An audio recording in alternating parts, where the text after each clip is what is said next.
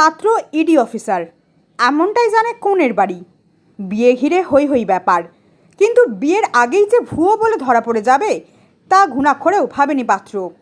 ধরা পড়তেই জামাই আদরের বদলে খেতে হলো বেধড়ক মার। অবাক হচ্ছেন শুনে? এমনটাই হয়েছে।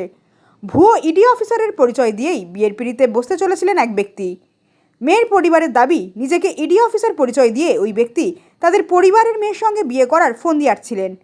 জানাজানি হতেই সল্টলেক সিজিও কমপ্লেক্সের বাইরে ভুয়ো ইডি অফিসারকে ঘিরে তৈরি হয় চরম উত্তেজনা। হাত বাঁধা ও গলায় ইডির ভুয়ো আই কার্ড ঝোলানো অবস্থায় এক ব্যক্তিকে সল্টলেকের সিজিও কমপ্লেক্সে নিয়ে আসে বেশ কিছু উত্তেজিত মানুষ। রাস্তার উপরেই মারধর করা হয়। জানা গিয়েছে ভুয়ো ওই ইডি অফিসারের নাম প্রদীপ সাহা। তার বাড়ি সোনারপুর এলাকায়। বিরাটির বাসিন্দা একটি মেয়ের সঙ্গে তার সোশ্যাল মিডিয়াতে যোগাযোগ হয়। এরপর তাদের মধ্যে পরিচিতি বাড়ে এবং নিজেকে ইডি অফিসার পরিচয় দিয়ে মেয়েটিকে বিয়ে করারও প্রস্তাব দেয়।